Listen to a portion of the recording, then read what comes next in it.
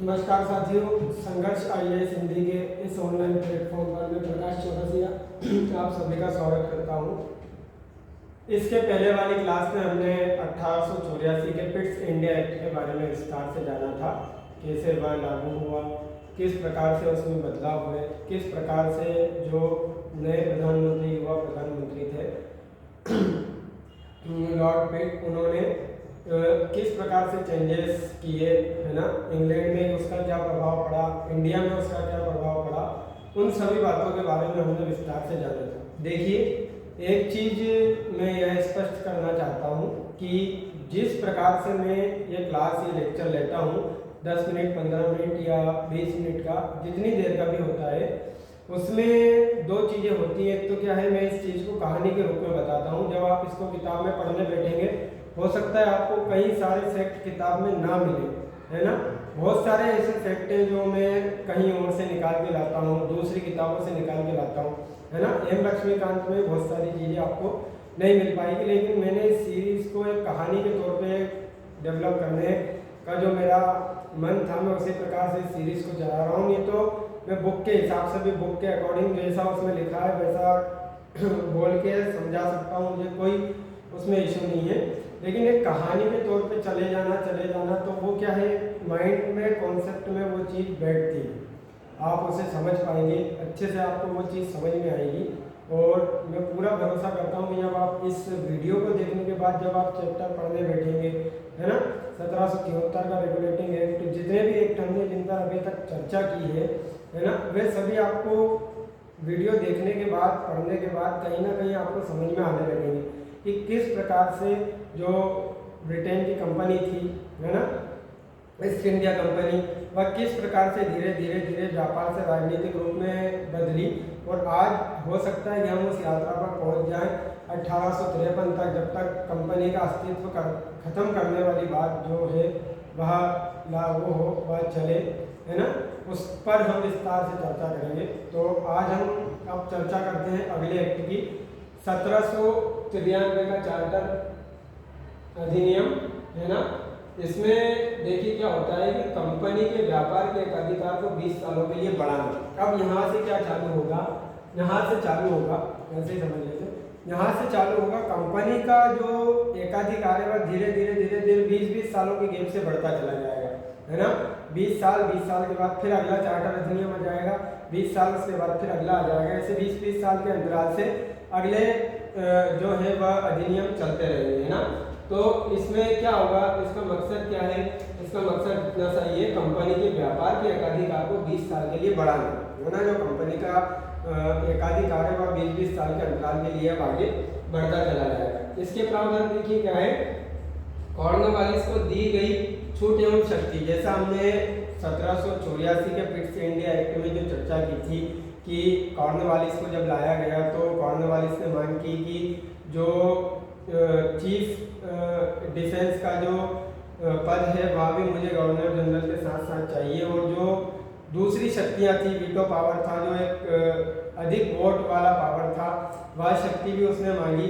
तो वो जो शक्ति का विस्तार था वो इस 1793 वाले एक्ट में अब सभी गवर्नर जनरलों के लिए वो शक्ति वाला जो विस्तार था वह लागू हो गया। यानी कि जितने भी अब गवर्नर जनरल होंगे उन सभी को ये पावर मिलेगी, जो वोट वाली पावर थी वह मिलेगी, है ना। तो धीरे धीरे क्या हुआ कि उस शक्ति का विस्तार हो गया। जो कॉर्नवालिस ने पावर अपने पास लिए थे, अपने मांगे थे, वो किस लिए मांगे थे, क्योंकि उसका इतना ज़्यादा प्रभाव था, है ना। कोई अच्छा प्रतिनिधित्व, मैंने बोला था ना, अच्छा प्रतिनिधित्व करने वाला व्यक्ति चाहिए था, वो अच्छा प्रतिनिधित्व वाला था, इसलिए उसकी दोनों शर्तें मान ली गई। इसमें 1793 में फ़ायदा यह हुआ कि वह जैसे जैसे आगे बढ़ता गया, जैसे जैसे इनकी जर्नी आगे बढ़ती गई, वैसे वैसे आने वाले जो गवर्नर जनरल थे उनके लिए वह शक्ति लागू होती गई, उनको वह शक्ति प्राप्त होती गई। तो पहला इसमें प्रावधान ये हुआ कि जो कॉर्नवालिस के समय में कॉर्नवालिस को दी गई छूट एवं शक्तियों का विस्तार आगामी गवर्नर, जैसा मैंने आपको बोला, आने वाले गवर्नर, आगामी गवर्नर जनरल और प्रांतों के गवर्नर तक बंगाल के लिए रेगुलर हो गया वो, है ना। और इसे कोर्ट ऑफ रेगुलर, मतलब कोर्ट ऑफ रेगुलर ये हो गया, कोर्ट ऑफ रेगुलर अब जारी हो गया कि आने वाले जितने भी गवर्नर्स होंगे उनको ये शक्तियां प्राप्त होंगी, ये शक्तियां उनको भी दी जाएंगी, है ना।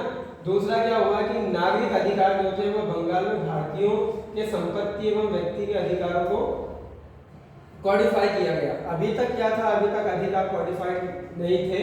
अब इसमें क्या हुआ कि जो नागरिक अधिकार है ना, बंगाल में भारतीयों के संपत्ति एवं व्यक्ति के अधिकारों को कॉडिफाई किया गया। तो वह अधिकार जो भारतीयों के अधिकार थे उनको कॉडिफाई किया गया और धीरे धीरे वह क्या है, वह अधिकार अस्तित्व में आने लगे थे, है ना।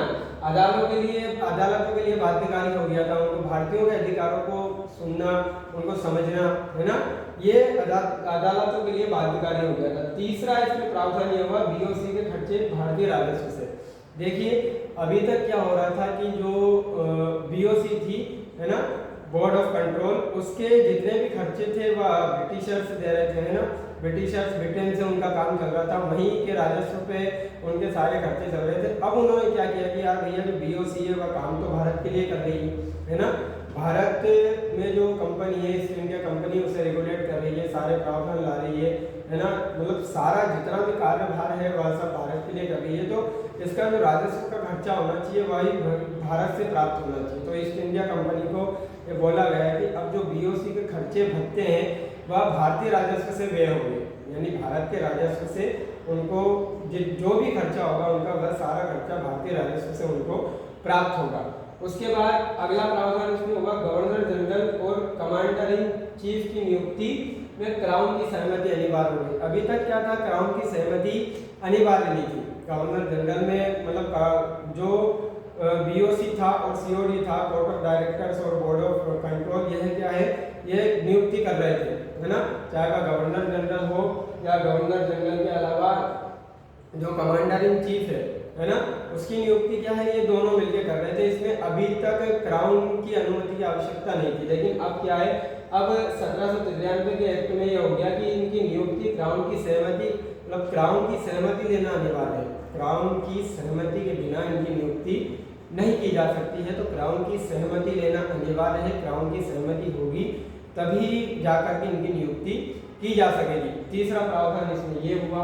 चौथा इसमें प्रावधान हुआ कि गवर्नर जनरल और गवर्नर, उसके बाद चौथा प्रावधान कमांडर इन चीफ के गवर्नर जनरल की काउंसिल का सदस्य होना। देखिए जब लॉर्ड कॉर्नवालिस ने पदभार ग्रहण किया था गवर्नर जनरल का, तो उसने जो मांगे रखी थी, उसने बोला था कि कमांडर इन चीफ का पद भी मुझे गवर्नर जनरल के साथ साथ चाहिए। अब इसमें क्या हुआ कि अगर मान लीजिए कमांडर इन चीफ वह व्यक्ति है और कमांडर इन चीफ रहते हुए अगर उसे गवर्नर जनरल बनाया है तो उसके पास दोनों पावर्स रहेंगी, कमांडर इन चीफ की भी रहेगी, गवर्नर की भी रहेगी। लेकिन अगर मान लीजिए कि वह कमांडर इन चीफ नहीं है और ना होने की स्थिति में वह कोई दूसरा व्यक्ति जो कमांडर इन चीफ नहीं है वह गवर्नर जनरल बनता है, तो गवर्नर जनरल वह बनेगा तो उसके पास कमांडर इन चीफ की पावर्स नहीं रहेगी, उसके पास गवर्नर जनरल तक की पावर तक वह सीमित रहेगा। यानी कि सीधा सीधा कहना है कि अगर कमांडर इन चीफ व्यक्ति है और अगर उसे गवर्नर जनरल बनाया जाता है तो उसके पास दोनों पावर रहेगी, वह नहीं है तो उसके पास केवल गवर्नर जनरल की ही पावर रहेगी। इसमें ये कुछ मोटे मोटे 4-5 प्रावधान थे जो 1793 के एक्ट में निकलकर बाहर आए। बाकी जब आप किताब पढ़ेंगे तो उसमें बहुत सारी चीज़ें रहेंगी जो धीरे धीरे आपको पढ़नी पड़ेंगी। कुछ शब्द ऐसे रहेंगे जो जटिलतापूर्वक रहेंगे, जो जटिलता वाले रहेंगे, जो आपको समझ में नहीं आएंगे। लेकिन इस वीडियो को देखते देखते जो 4-5 जो मुख्य प्रावधान है, इसकी मैं PDF भी सेंड करूँगा ग्रुप में बना के, पूरी जितनी भी है मेन पॉइंट्स की। लेकिन इस वीडियो को देखने से जो उनके मेन टॉपिक्स हैं, जो उसका एक बोलते हैं ना अपन कि यार पूरी कहानी का सार क्या है, वह निकल के जो आता है, तो वह इस प्रकार से आपको निकल के आएगा। इस प्रकार से आपको समझ में आ जाएगा कि आखिरकार 1793 का एक्ट आया क्यों था, किस लिए लाया गया था और उसके प्रावधान क्या थे, मेन उसका टॉपिक क्या था, किस लिए वह आया था। 1793 के बाद हम आगे बढ़ते हैं। 1793 के बाद हम आगे बढ़ेंगे 1813 का चार्टर अधिनियम। 1793 के चार्टर अधिनियम के बाद हम आगे बढ़ते हैं 1813 का चार्टर अधिनियम। इसमें क्या है, अब ये देखिए 1813 में क्या था कि पूरे यूरोप में नेपोलियन की सत्ता का बहुत ज़्यादा प्रभुत्व था। नेपोलियन बहुत ज़्यादा हावी था ऐसा कहा जा सकता है, या नेपोलियन ने अपनी जो सत्ता का विस्तार था वह बहुत अधिक बढ़ा लिया था पूरे यूरोप में। वह अपनी सत्ता का विस्तार धीरे धीरे धीरे बढ़ाता जा रहा था। तो यूरोप में उसने इतना ज़्यादा वो कर दिया था कि उसने सभी व्यापारियों को डायरेक्ट बोल दिया गया था कि अब आप व्यापार नहीं करेंगे, है ना।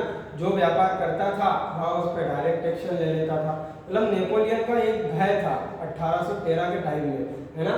तो 1813 की पृष्ठभूमि क्या कहलाएगी कि नेपोलियन बोनापार्ट का कॉन्टिनेंटल सिस्टम, नेपोलियन बोनापार्ट का कॉन्टिनेंटल सिस्टम। नेपोलियन को अगर आपको समझना है तो 10th क्लास की एनसीईआरटी का फर्स्ट चैप्टर जो हिस्ट्री का है वो आप पढ़िएगा, आपको पूरा नेपोलियन का इतिहास समझ में आ जाएगा। कैसे मिडिल क्लास, कैसे लोअर क्लास, सभी धीरे धीरे उसने किस प्रकार से इन सभी को हराते हुए, इन सभी को एक साथ लेते हुए कुछ गलतियां भी उसने की जो उसमें आपको समझ में आएंगी आगे धीरे धीरे। मैंने जब पढ़ाया था 10th क्लास में हिस्ट्री का चैप्टर तो मुझे भी उसी टाइम नॉलेज हुआ था, क्योंकि हमारे जब 10th क्लास में एमपी बोर्ड में तो था नहीं चैप्टर, तो मैंने बच्चों को पढ़ाया, उसी समय में मुझे नेपोलियन समझ में आया। हालांकि उससे पहले मैंने पढ़ लिया था, लेकिन वो जो कुछ छोटे फैक्ट रहते हैं, जो छोटे पॉइंट रहते हैं, वो समझने के लिए आपको एनसीईआरटी पढ़ना बहुत जरूरी है। तो आपको उस चैप्टर से नेपोलियन समझ में आ जाएगा।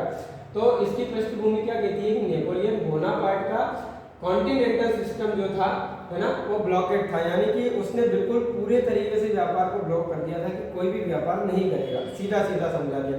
अब ऐसी स्थिति में क्या था कि ऐसी स्थिति में जो ब्रिटेन के व्यापारी थे, बाकी व्यापारी थे, है ना, ईस्ट इंडिया कंपनी के रूप में जो भारत में थे, वह नहीं, उनको छोड़कर जो यूरोप में थे, जो ब्रिटेन में थे, उन्होंने वहाँ की सरकार से मांग की कि यार भैया आप यहाँ तो हम नेपोलियन के डर से व्यापार कर नहीं पा रहे हैं, है ना। स्मगलिंग टाइप वो करने लगे थे, फिर कुछ तो करेगा, है ना। मतलब वो कहते हैं ना कि यार व्यक्ति कुछ ना कुछ तो करेगा। मान लो उसे रोटी खाने के लिए नहीं मिल रही है, अगर मेहनत से पैसा नहीं आ रहा है तो वो चोरी करेगा, डकैती करेगा, कुछ भी करेगा। तो बाकी जो व्यापारी थे उन्होंने क्या है, स्मगलिंग का काम चालू किया। धीरे धीरे वह स्मगलिंग का कार्य करने लगे, लेकिन एक भय था, है ना, गलत काम में भय रहता ही है। तो उन्होंने सरकार से मांग की कि आपने जो ईस्ट इंडिया कंपनी है उसे आपने पूरा प्रभुत्व दे दिया कि आप अपने हिसाब से व्यापार करिए, इंडिया में एकाधिकार दे दिया, हम लोगों का क्या होगा। तो सरकार भी टेंशन में थी कि यार क्या किया जाए, ये लोग यहाँ व्यापार कर नहीं पा रहे हैं, वहाँ व्यापार करने के लिए मांग कर रहे हैं। उससे बात को हम धीरे धीरे से अभी आगे समझेंगे, है ना। अब इसमें पहला प्रावधान क्या आता है कि कंपनी के व्यापार अधिकार को 20 सालों का एक्सटेंशन, लेकिन चाहे, अब ये देखिए वही बात आ गई, है ना। अब उन्होंने फिर ईस्ट इंडिया कंपनी को बोला कि यार भाई यहाँ पे प्रॉब्लम बहुत ज़्यादा है, यूरोप में सारे व्यापारी लोगों ने परेशान करके रख रखा है, तो इनको भी यहाँ पे व्यापार करने का अधिकार मिलेगा। लेकिन आपको क्या है, चीन के साथ ईस्ट इंडिया कंपनी अफीम का व्यापार करती थी। तो जो चीन के साथ अफीम का व्यापार था और चाय का जो व्यापार था, दो व्यापार थे, दो व्यापार का एकाधिकार उन्हें दे दिया गया कि ये दो व्यापार आप करेंगे, इसमें कोई हस्तक्षेप नहीं करेगा। बाकी के और दूसरे व्यापारों के लिए इनको भी परमिशन दी जाएगी, ये भी भारत में आकर व्यापार करेंगे। तो जो कंपनी का जो 20 साल का एकाधिकार था उसको जारी रखा, बनाए रखा, लेकिन उसको सीमित किया गया या अब इन लोगों को भी व्यापार करने की अनुमति मिलेगी, है ना। भारत में ये व्यापारी भी व्यापार कर पाएंगे। तो पहला प्रावधान हुआ कि कंपनी के व्यापारिक अधिकार को 20 साल का एक्सटेंशन, लेकिन चाय और चीनी के साथ व्यापार को छोड़कर एकाधिकार खत्म कर दिया गया, मोटे तौर पर एकाधिकार पूरा खत्म कर दिया गया। इसमें दूसरा प्रावधान देखते हैं, स्थानीय सरकारी टैक्स लेने का अधिकार। अब जो स्थानीय जो सरकारें थी या छोटी छोटी जो सरकारें थी, स्थानीय जो छोटे छोटे वो थे, उनको बोला कि यार अब आप टैक्स लेने की आपको अधिकार है, अब आप जनता से टैक्स ले सकते हो, टैक्स वसूल सकते हो, है ना। तो जो स्थानीय सरकार थी, स्थानीय जो सरकारें बनी हुई तो उनको भी बोला गया कि आपको टैक्स लेने का अधिकार है, आप टैक्स ले सकते हो, टैक्स वसूल कर सकते हो। तो दूसरा प्रावधान इसमें ये होगा, प्रावधानों पर ध्यान दीजिएगा। तीसरा है, ब्रिटिश नागरिक भी भारतीय अदालतों के क्षेत्राधिकार में। अभी तक जो ब्रिटिश नागरिक थे वह भारतीय जो अदालतें थी वह उनके क्षेत्राधिकार से बाहर थे, है ना। हमने पहले के 1784 के एक्ट में पढ़ा है कि जो ब्रिटिशर्स थे वह भारतीय अदालतों के क्षेत्राधिकार से बाहर थे। लेकिन इस जब 1813 के चार्टर एक्ट में क्या हुआ कि जो ब्रिटिशर्स थे उनको भी भारतीय अदालतों के क्षेत्राधिकार में लाया गया, वह भारतीय अदालत की क्षेत्राधिकार में आ गए। उसके बाद अगला प्रावधान है ईसाई मिशनरी। अब ईसाई मिशनरी जो थे ब्रिटेन में, उनको बोला गया कि आप भारत जाइए, भारत जाके ईसाई धर्म का प्रसार कीजिए, है ना। धीरे धीरे जो ईसाई धर्म बढ़ा है वह कहा जा सकता है, लेकिन उसी समय से उनको बोला गया कि आप भारत जाइए और ईसाई धर्म का खूब प्रचार प्रसार कीजिए। उसकी जो हिस्ट्री है वह हम कहीं सुनते आए, कई लोगों से हमने सुनी है, विद्वानों से सुनी है, किताबों में पढ़ी है, इतिहासों में पढ़ी है, मूवियों में देखी है, वो बात की बात है। लेकिन उस समय में बोला गया कि आप भारत जाइए, ईसाई मिशनरियों को बोला गया आप भारत जाइए और भारत जाके ईसाई धर्म का प्रचार प्रसार कीजिए। उस समय में 1813 में फिर क्या है, भारत में ईसाई धर्म का प्रचार प्रसार बहुत अधिक बढ़ा धीरे धीरे। तो चौथा प्रावधान ये था। पांचवा प्रावधान भारतीय साहित्य और शिक्षा के बढ़ावे के लिए 1 लाख रुपए का अनुदान। अब जो भारतीय साहित्य थे, है ना, जो अधिकतर ब्रिटेन के लोग थे, लेकिन उनको लोगों से जोड़ने के लिए कुछ चाहिए था ना भैया। जैसे एक छोटा सा उदाहरण लें कि यार अभी मान लो कोई नेता है, कोई विधायक है, अगर वह आज से 10 साल 15 साल पहले विधायक रह चुका था, तो इस समय में आते आते कहीं ना कहीं उसका अस्तित्व अब खत्म होने लगा था, है ना।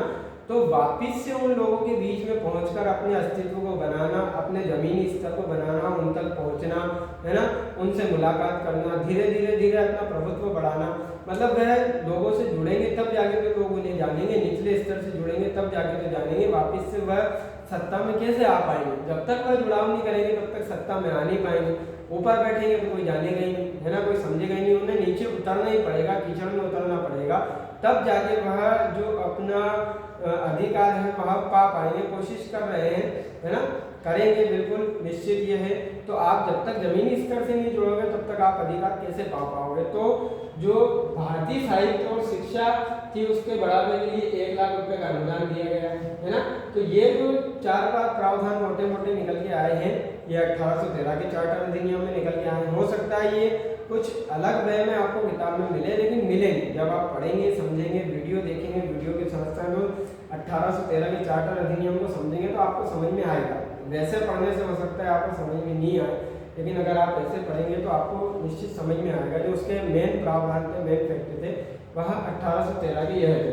1813 के बाद हम अब आगे बढ़ते हैं 1833 का चार्टर अधिनियम। अब 1833 का चार्टर अधिनियम की पृष्ठभूमि क्या कहती है? यूरोप में सुधारों का दौर, व्यक्ति के अधिकारों की चर्चाएं, संसद में भारत में शासन पर बहस, व्यापारियों का पर बढ़ता दबाव, है ना। अब यूरोप में जो सुधार का दौर था वह चालू हुआ, है ना। 13 तक तो अपन देख रहे थे नेपोलियन था, नेपोलियन का प्रभुत्व था, व्यवस्थाएं अस्त व्यस्त होती हैं, है ना। लेकिन अब 1833 आते आते यूरोप में सुधारों का दौर हुआ, व्यक्ति के अधिकारों की चर्चाएं धीरे धीरे कि क्या अधिकार है, क्या मिलेंगे, क्या नहीं मिलेंगे, उन अधिकारों की चर्चा हुई, है ना। संसद में भारत में शासन पर बहस चालू हुई। जैसा मैंने बोला था, जब व्यापारी जो दूसरे व्यापारी थे उन्होंने बोला कि यार हमें भी अधिकार चाहिए, हम भी वहाँ अधिकार करेंगे, हम भी वहाँ व्यापार करेंगे। तो आगे धीरे धीरे बहस बढ़ती जाती है, तो संसद में बहस हुई, बहस आगे बढ़ी। उसके बाद फिर धीरे धीरे बहस आगे बढ़ी और व्यापारियों का बढ़ता दबाव हो गया। व्यापारी अब दबाव बनाने लगे कि नहीं हमें भी चाहिए, हमें चाहिए, अब हम भी व्यापार करेंगे, हम भी शासन करेंगे। तो धीरे धीरे क्या हुआ कि दबाव बढ़ता चला गया। अब इसमें प्रावधान क्या था? पहला प्रावधान देखते हैं, बंगाल का गवर्नर जनरल और भारत का गवर्नर जनरल बन गया। देखिए, 2 व्यक्तियों का नाम आपको बहुत अच्छे से याद रखना है, बहुत ज़्यादा अच्छे से याद रखना है। पहला है वॉरेन हेस्टिंग, जो बंगाल का गवर्नर था और बंगाल का गवर्नर जनरल बना, और दूसरे हैं विलियम बेंटिक, जो भारत के पहले गवर्नर जनरल बने। वॉरेन हेस्टिंग बंगाल का गवर्नर जनरल बना था और जो विलियम बेंटिक है वह भारत का पहला गवर्नर जनरल बना था। ये 2 नाम आपको मुख्य तौर पर याद रखना है। तो पहला प्रावधान क्या सामने आता है कि बंगाल का गवर्नर जनरल अब भारत का गवर्नर जनरल हो गया, है ना, पूरे भारत का गवर्नर जनरल हो गया विलियम बेंटिक। दूसरा प्रावधान क्या है? मद्रास और बॉम्बे के अधिकारों की विधायिका संबंधी शक्तियां पूरी तरीके से खत्म हो गई। अभी उनके पास थोड़ी थोड़ी शक्तियां थी, जो शक्तियां बची हुई थी, अब वह उनको पूरे तरीके से खत्म कर दिया गया, क्योंकि अब एक गवर्नर जनरल हो गया पूरे भारत का, है ना। तो वह शक्तियां खत्म हो गई। भारत में गवर्नर जनरल सबसे मजबूत वैधानिक शक्ति हो गया। अब जो भारत का गवर्नर जनरल था वह सबसे ज़्यादा मजबूत वैधानिक शक्ति के तौर पर जाना गया है। सबसे मजबूत वैधानिक शक्ति भारत का गवर्नर जनरल हो गया। उसके बाद इसमें तीसरा प्रावधान हम देखते हैं, गवर्नर जनरल को असिस्ट करने के लिए विधि सदस्य की नियुक्ति। देखिए ये जो विधि सदस्य की नियुक्ति है वह होती है 1833 में, है ना। विधि सदस्य की नियुक्ति जो है, एक बात हमेशा याद रखिएगा, प्रश्नों में भी पूछा जा चुका है, विधि सदस्य जो था क्या वह स्थायी था? तो स्थायी पद नहीं था, अस्थायी पद था, ये सबसे पहले ध्यान रखिएगा। और दूसरा, विधि सदस्य जो था वह गवर्नर जनरल की जो परिषद थी उसका सदस्य नहीं था, है ना।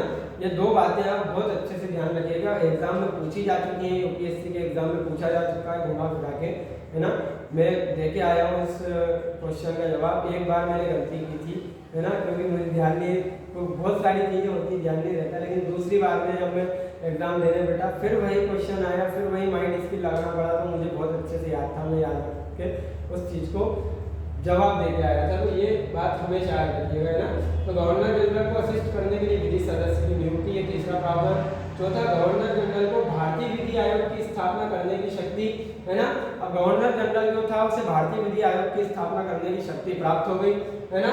और सेंट्रल लीगल सिस्टम हो गया है, मोटे तौर पर एक सेंट्रल लीगल सिस्टम जो था वह लागू हो गया। पांचवा प्रावधान, कंपनी अब सिर्फ प्रशासनिक निकाय, व्यापारिक गतिविधियां कंपनी की खत्म कर दी गई। अब देखिए क्या है, कंपनी वैसे मेन काम कंपनी का क्या था? व्यापार करना, है ना। प्रशासनिक तो उन्होंने अपने आप को धीरे धीरे बनाया था, प्रशासनिक शक्तियां उन्होंने अपने आप में बहुत डेवलप होते, लेकिन अब क्या हुआ कि कंपनी का व्यापारिक जो अधिकार थे वह सब खत्म कर दिए गए 1833 में, और कंपनी को बोला कि अब आप एक प्रशासनिक निकाय के रूप में काम करेंगे, है ना। उसके बाद अगला प्रावधान हम देखते हैं, भारतीय बाजार में यूरोपीय व्यापारियों की बिना लाइसेंस फ्री एंट्री। जो यूरोपीय व्यापारी थे उनको भारतीय बाजार में अब एंट्री दी गई, फ्री एंट्री दी गई, बिना लाइसेंस के एंट्री